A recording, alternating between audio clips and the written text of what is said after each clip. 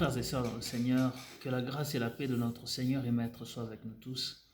Ce matin, je viens continuer avec nous notre méditation du livre de Job, le 3e acte, que j'ai intitulé « La tentative d'explication à la souffrance » ou de la souffrance.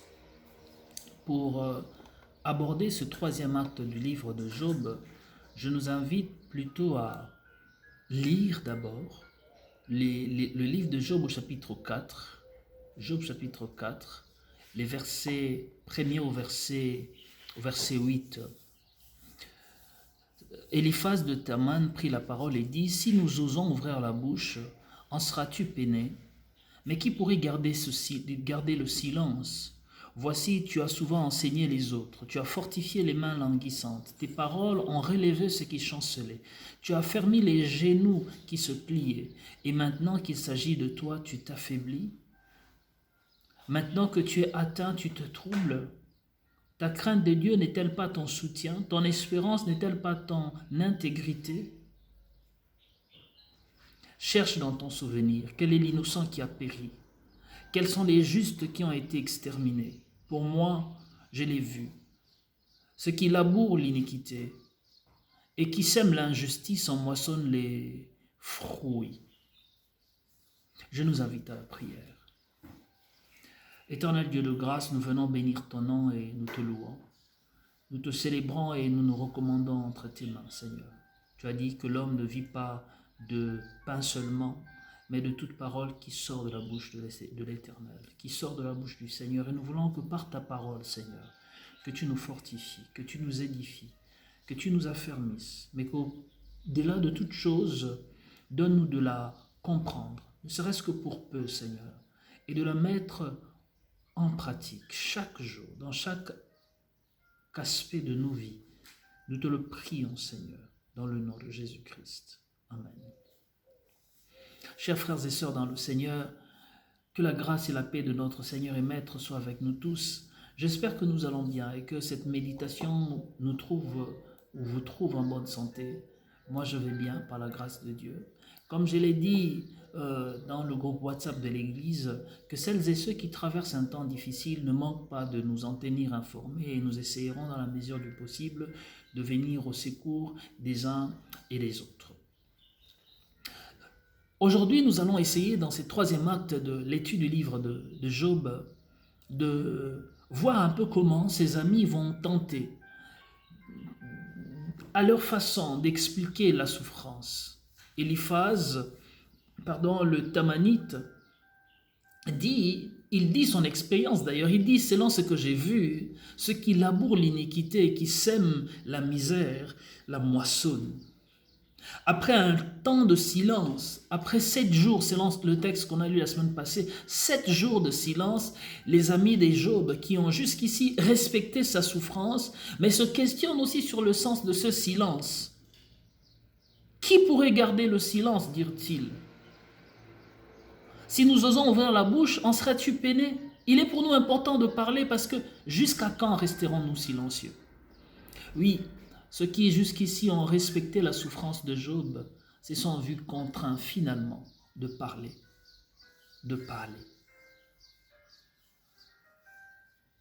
Celui qui est affligé dans son immense peine. Job, quand il lui a fallu parler, regrette lui-même sa vie. Il dit dans Job au chapitre 3, le verset 3, il dit « Périsse le jour où je suis né ». Et la nuit qui dit un enfant mâle est conçu. Lui, Job, qui souffre, maudit le jour de sa naissance. Alors, à partir de là, va commencer un long débat avec ses amis qui lui demandent de réfléchir sur son passé, qui lui demandent d'essayer d'interroger sa souffrance. À quelques variantes près, les 3, sinon les 4 amis de Job vont dire la même chose finalement. Ils vont dire que si tu pèches, si tu souffres, c'est parce que tu as péché. À quelques variantes près, tous vont finir par conclure que si Job souffre, c'est parce qu'il a péché. Tout d'abord, Eliphaz. Eliphaz, lui, qui est un peu la figure du sage. Lui se base sur ce qu'il a vu, sur son observation. Selon ce que j'ai vu, dit-il, celui qui sème l'injustice le moissonne. Pour Eliphaz, selon sa sagesse, selon son observation, Job ne fait que moissonner l'injustice qu'il a sémée, quoi qu'il estime que Job est sage, que Job est quelqu'un de juste. Après Eliphaz, il y a un autre ami de Job, c'est Bildad. Bildad qui est pris comme étant le savant. Bildad, lui, va s'appuyer sur la tradition. Dans Job chapitre 8 au verset 8, Bildad dira « Interroge ceux des générations passées et sois attentif à l'expérience de leur père. » En interrogeant la tradition, Bildad accuse Job aussi. En lui disant, en fait, tu ne peux pas inventer la roue, ça a toujours été ainsi. On souffre parce qu'on a péché. Et après Bildad, il y a Tsophar. Tsophar, lui, s'attache à la doctrine. Tsophar, un peu l'exemple du religieux. Il est doctrinaire, il aime la doctrine, il aime manier le texte. Il aime s'attacher à ce qui a été écrit. Oui, lui, quand on lui pose il a fallu parler quant à la souffrance de Job, il dit dans Job au chapitre 20, le verset 2, « Mes pensées me forcent à répandre et mon agitation ne peut se contenir. J'ai attendu des reproches qui m'outragent. Le souffle de mon intelligence donnera la réplique. Ne sais-tu pas que de tout temps, depuis que l'homme a été placé sur terre, le triomphe des méchants a été court et la joie de l'impie momentanée? » La doctrine, oui, elle veut que ce soit le méchant qui souffre. Mais tous tiennent pour certain que si Job est affligé, c'est qu'il a péché. Et son état en est une preuve. À part ces trois, il y a un nouveau participant dont on ne lit peut-être pas l'apport qui est heureusement très riche. Lui, il entre à la fin du débat, mais il a aussi constaté l'échec de ces trois aînés. Lui propose une autre explication. Il dit que Dieu est juste et c'est incontestable. Dans Job au chapitre 34, le verset 12, il dit oui, Dieu est juste et on ne peut le contester. Et il va prendre pour lui la vie de la pédagogie. Il dit si Job souffre, c'est parce que la souffrance est un moyen pédagogique pour Dieu. Dans Job au chapitre 36, le verset 15, il dit, parlant de Dieu, qu'il délivre le malheureux dans son malheur et il ouvre l'oreille dans l'oppression. Il lui ouvre l'oreille dans l'oppression. Dieu nous laisse souffrir par but pédagogique. Mais voyez-vous, les quatre explications ne sont pas valables quant à la souffrance de Job, parce que vous et moi, en tant que lecteurs, nous savons pourquoi Job souffre.